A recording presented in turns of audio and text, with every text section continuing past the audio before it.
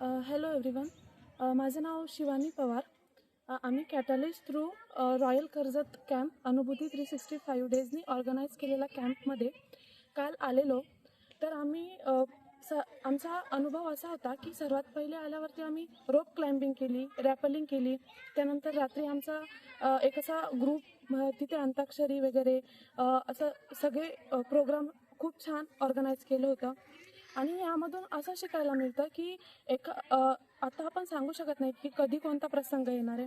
तर मग आपण त्याच्यासाठी थोडीशी तरी तयार असलं पाहिजे. थोडेसे टास्क रिस्क घ्यायला बेसिकली कसं शिकावं, काय काय केलं जातं. रॅपलिंगमध्ये खूप असं आपल्यावर जर एखादा प्रसंग आला तर आपण खूप छान प्रकारे त्याला करू शकतो हँडल.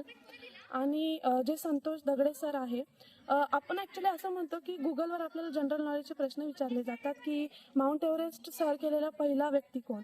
तर रायगड जिल्ह्यातला पहिला व्यक्ती संतोष दगडे सर की ज्यांनी माउंट एव्हरेस्ट क्लाइम्ब केलेला आहे.